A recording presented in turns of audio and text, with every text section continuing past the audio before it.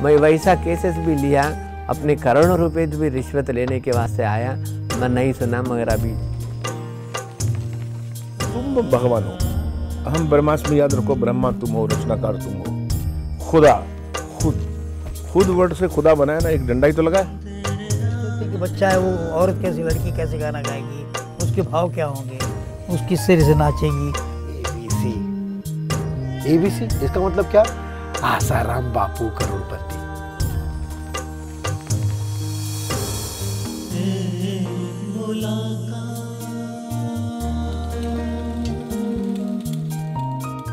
ओम शांति।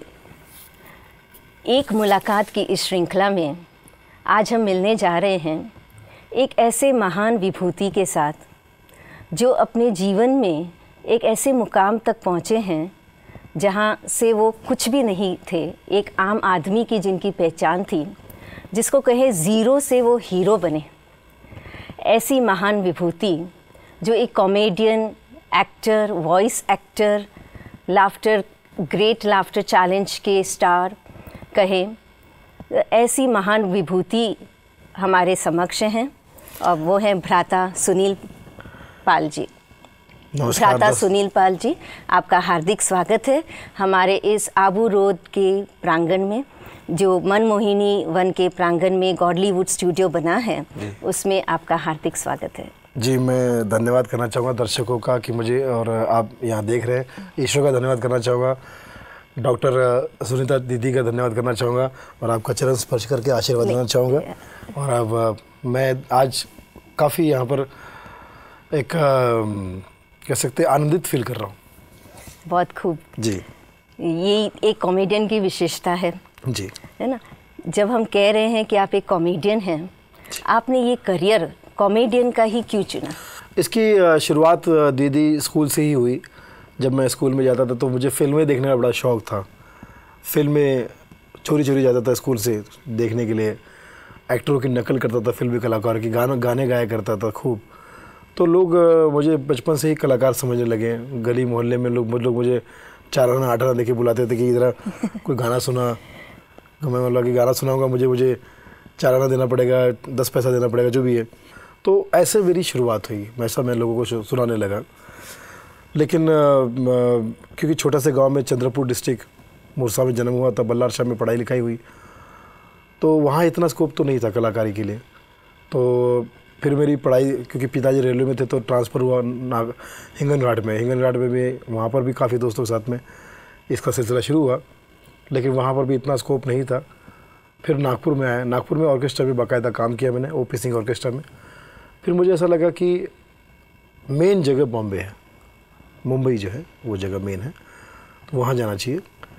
तो मैं मुंबई चला गया 1995 में, और वहाँ पर अपना संघर्ष किया, 2-3 साल तक संघर्ष किया, कड़ा संघर्ष किया।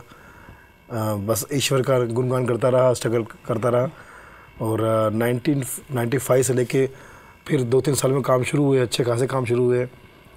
लेकिन मेन पहचान जो है वो लाफ्टर चैलेंज से बनी, जो 2005 में आया, ठीक 10 साल बाद। आप स्टैंड अप कॉमेडियन की तरह जो हुए ना जी, जैसे अभी आजकल के कंपटीशन युग में कोई भी लक्ष्य हो, आज आम इंसान कोई भी लक्ष्य अगर प्राप्त करना चाहता है तो कई बार सोचता है, और उसमें अगर आपको एक ऐसे जो ऑलरेडी मशहूर उस क्षेत्र में हैं, जैसे कि जॉनी लीवर हैं, परेश रावल जी हैं, ऑलरेडी जो मशहूर हैं, उनके बीच में आपको खड़ा करना, पहचान बनाना, जैसे अभी आपने कहा कि आपने कई संघर्षों का सामना किया, तो क्या आप हमारे दर्शकों को ये बताना चाहेंगे कि वो ऐसे क्या संघर्ष थे, ऐसी क्या तकलीफ़ें थी जो आपको झेलनी पड़े इस मुकाम तक पहुंचने के लिए? दीदी, घर के हालात बिल्कुल अच्छे नहीं थे। 2 बहनें थी, माताजी और पिताजी, और छोटा सा परिवार था, बट आवक नाम की कोई चीज़ नहीं थी। तो मैं वहाँ पर भी इंग्लैंड में घर बनाने का काम करते थे, मिट्टी का काम वो करता था, ईंटें उठाने का काम, मजदूरी करता था। हफ्ते में एक बार मार्केट लगता था, सब्ज़ी मार्केट, उसमें असिस्टेंट काम किया करता था। फिर नागपुर में आया तो नागपुर में भी ऑर्केस्ट्रा के साथ साथ घर चलाने के लिए और भी काम करने पड़ता। तो वहाँ मैंने रिक्शा चलाई है, रिक्शा जो होती है पैडल वाली रिक्शा, वो कम से कम 1.5 साल तक चलाई। फिर बॉम्बे आया तो बॉम्बे में तो बिल्कुल भी कोई पहचान का नहीं था। तो एक चाय की दुकान पे काम कर ली मैंने, चाय जो छोटी सी चाय की टपरी होती रोड पे, उसी फुटपाथ पे रहना, वहीं पे काम करना, वहीं ऑटो में सोना कोने में, इस तरह से शुरुआत हुई थी मेरी, और 2-3 साल तक वो चलता रहा। उसके बाद फिर ऑर्केस्ट्रा में काम मिलने शुरू हुए और धीरे धीरे काम बनता चला गया। नहीं तो ऐसे जब मशहूर लोगों के बीच में जो ऑलरेडी प्रख्यात थे, तो जी। क्या आपका शुरू से ऐसा था कोई सपना कि भी इनके जैसा मुझे प्रख्यात कॉमेडियन बनना है? जॉनी जी को मैंने देखा, सुना था, उनकी कैसेट को सुना था, और तो मुझे लगा था कि मुझे इनके जैसा काम करना चाहिए। तो मैं बॉम्बे जब पहुंचा तो मैं इनसे मिला भी, इन्होंने मुझे बहुत सपोर्ट किया। इनके छोटे भाई जिमी मोजेस, उन्होंने मुझे, वो मेरे गुरु हैं, उन्होंने मुझे बहुत शिक्षा दी। लेकिन आज भी मैं उनसे सीख रहा हूँ, और मैं समझता हूँ कि अभी भी मेरा संघर्ष चल रहा है कि मैं, अगर वो 100% है तो मैं 1% भी उनका बन जाऊँ, लेकिन अभी तक संघर्ष उसके लिए भी जारी है। तो उनकी तरफ से, जैसे जो ये मशहूर प्रख्यात कॉमेडियन्स हैं, उनकी व्यूज़ आपके लिए क्या है, जो आप इतनी संघर्ष करके यहाँ तक पहुँचे हैं, तो उनकी ओपिनियन असल में जॉनी जी का परिवार तो मुझे एकदम अपने मुझे परिवार की तरह ही चाहते हैं वो लोग, और मुझे बहुत प्यार करते हैं। जॉनी भाई बहुत प्यार करते हैं। उनके छोटे भाई जिमी मोजेस, उन्होंने मुझे हमेशा एक तरह से छोटा भाई समझा है। परेश रावल जी के साथ तो मैंने 3-4 फिल्मों में काम किया। फिर हेरा फेरी, एक फिल्म बन रही थी फैमिली वाला, उसमें काम किया। फिर एक फिल्म बन रही थी गुड बॉय बैड बॉय, उसमें किया। और भी मेरे ख्याल से 1-2 फिल्मों में काम किया। तो वो बहुत अच्छे इंसान हैं और बहुत प्यारे इंसान हैं। इतने सीनियर कलाकार, इतने बड़े कलाकार होने के बाद भी उन्हें कुछ रत्ती भर भी घमंड नहीं है, और वो बहुत सबसे प्यार से मिलते हैं। तो जैसे आपने कहा कि आप कॉमेडियन, स्टैंड अप कॉमेडियन से आपकी यात्रा जो है फिल्म जगत तक की हुई, आप फिल्म में भी काम करना आपने शुरू कर दिया। तो ये जो आपका सफ़र रहा, उसके बारे में आप क्या बताना चाहेंगे? उसका अनुभव आपका कैसा रहा? मैं जब लाफ्टर चैलेंज मुझे वहाँ से एक सफलता हासिल हुई, उसके बाद मैं उसके लिए भी धन्यवाद करना चाहूँगा पंकज सरस्वत जी का, जो हमारे डायरेक्टर हैं लाफ्टर के। फिर उसके बाद मैंने फिल्में मुझे सामने से ऑफ़र होने लगी, तो एक नया माध्यम था। बॉम्बे टू गोवा मैंने की, फिर हेरा फेरी मैंने की, अपना सपना मनी मनी मैंने की। सीखने मिला, क्योंकि सारे कलाकार मेरे साथ में बड़े कलाकार थे, मगर सभी कलाकार बहुत तहे दिल से। राजपाल यादव के साथ में काम किया, वो भी बहुत अच्छे इंसान है। सबसे मुझे सीखने का मेरे को मौका मिला। तो एक नई दुनिया थी, और मैं बहुत एंजॉय करता चला गया, और सारी फिल्में हिट हुई। मैंने भी खुद एक फिल्म बनाई, भावनाओं को समझो, जिसे Guinness book of world record मिला। हाँ जी। तो इस तरह वो से आपको कैसा लग रहा है? वो बहुत अच्छा, क्योंकि दुनिया की पहली फिल्म है जो किसी भी कैटेगरी के लिए वर्ल्ड रिकॉर्ड में शामिल हुई है। मुझे बहुत अच्छा लग रहा है, और भारत की तो स्पेशली पहली फिल्म है ये। हाँ जी। तो ऐसे ऐसे सारे काम ईश्वर की कृपा से हुए। तो मुझे मैं अपने जर्नी से और अपने करियर से बहुत खुश हूँ। और साथ साथ लाइव शोज़ करता हूँ मैं, देश विदेश में मुझे लाइव शोज़ के लिए बुलाया जाता है। दर्शकों को सामने से लगातार सामने से प्यार, और जो भी उनकी रिएक्शन है वो तुरंत मिल जाती है। तो ये मुझे बहुत अच्छा लगता है, इसमें मैं बहुत एंजॉय करता हूँ। तो इस तरह से मेरे जीवन में खुशियाँ बांटने का और खुशियाँ पाने का जो सिलसिला है, मैं चाहता हूँ कि ईश्वर हमेशा बनाए रखे।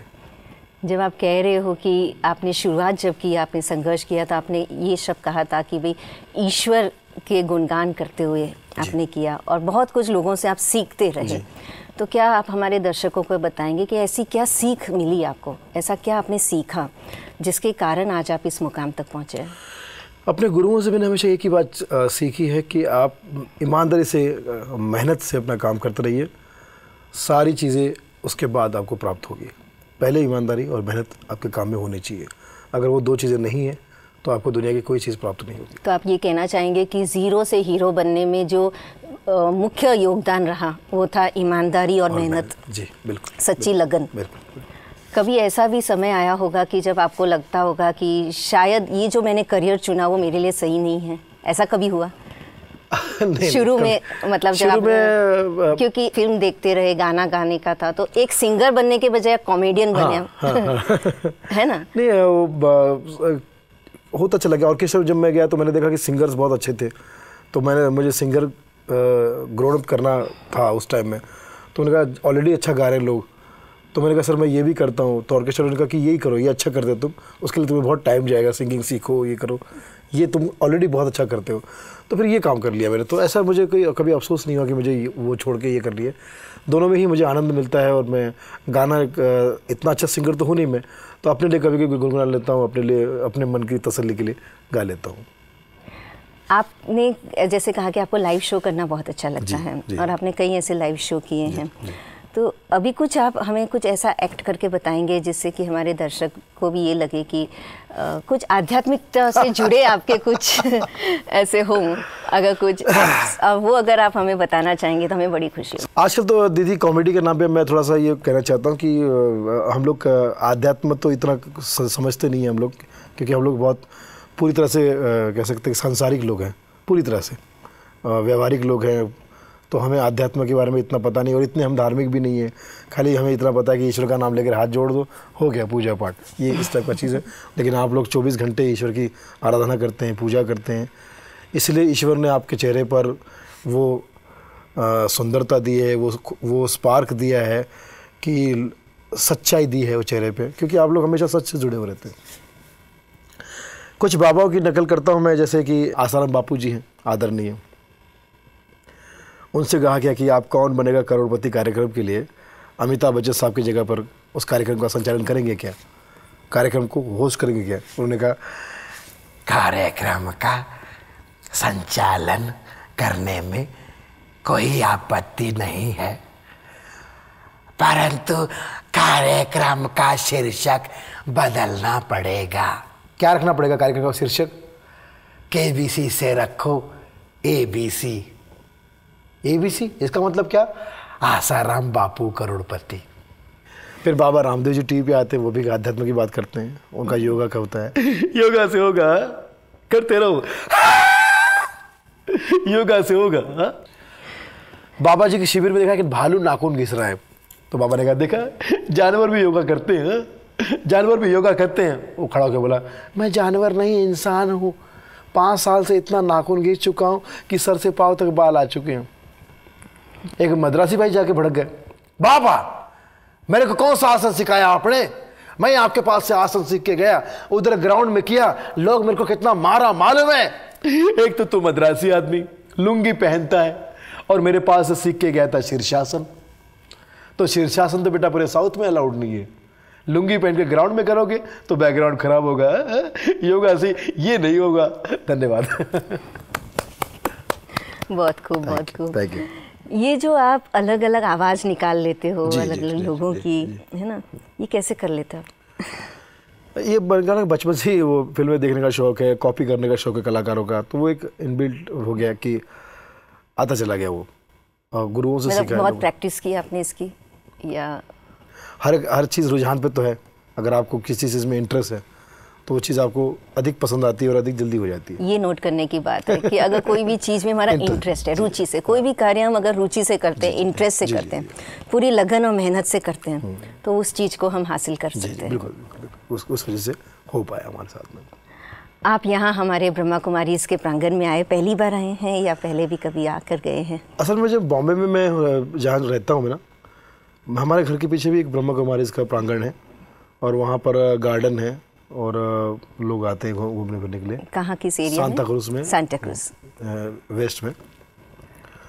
तो मुझे ब्रह्मा कुमारी इसके बारे में मतलब ज़्यादा तो पता नहीं, लेकिन हाँ मैं जानता हूँ कि इस संस्था में इस तरह से लोग व्यवहार करते हैं, ऐसा रहते हैं, ये इनका तरीका होता है। बट आबू में देखा मैंने तो मैं अपने आप को काबू नहीं रख पाया, इतना अच्छा और इतना महंगा और इतना। ये हमारा इंटरनेशनल हेडक्वार्टर्स जी है। अब मैं समझ गया कि ये बहुत सबसे बड़ा ही होगा आपका। हाँ जी। क्योंकि हर तरह की सुविधा है यहाँ पर, और मतलब आप यहाँ पर अगर आ जाए शांति की तलाश में तो यहाँ वाकई आपको शांति मिलेगी।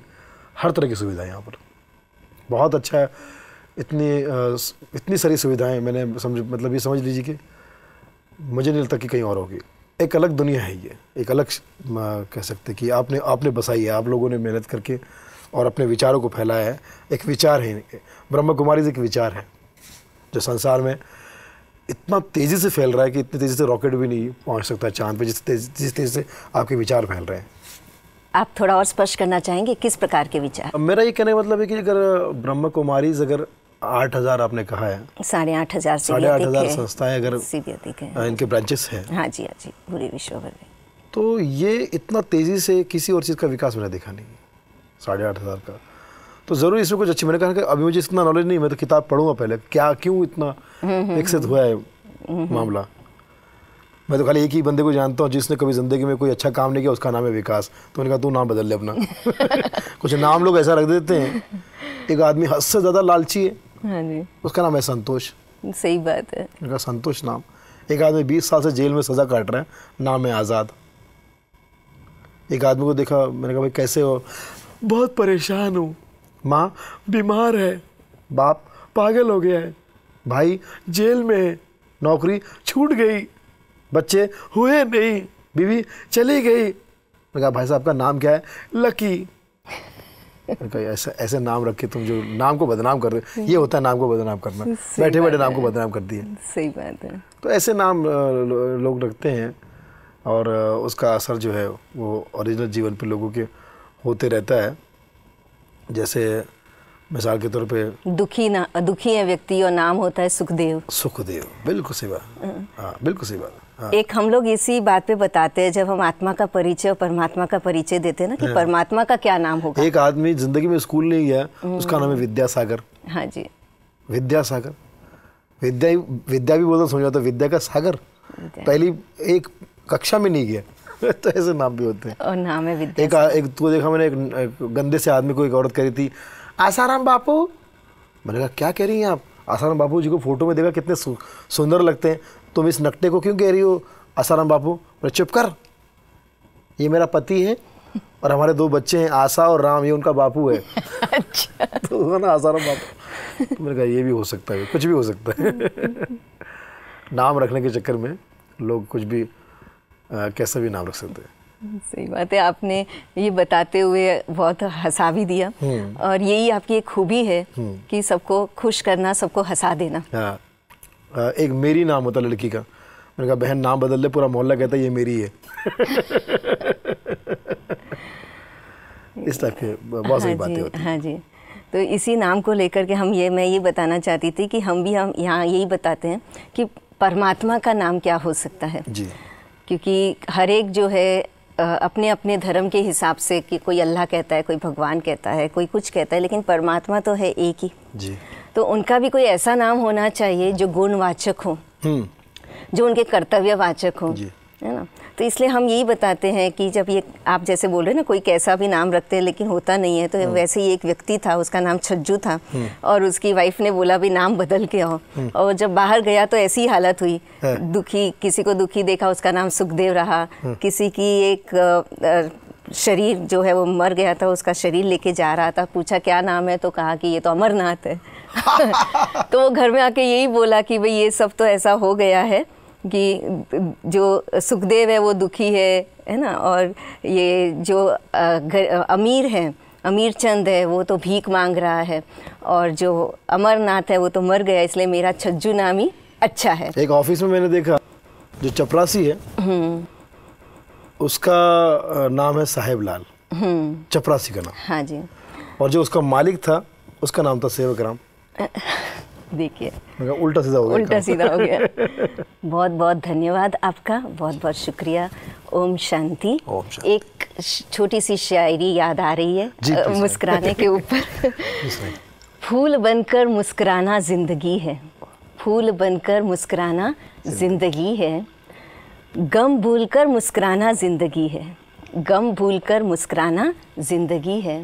तुम जीत कर खुश हुए तो क्या हुआ, हाँ।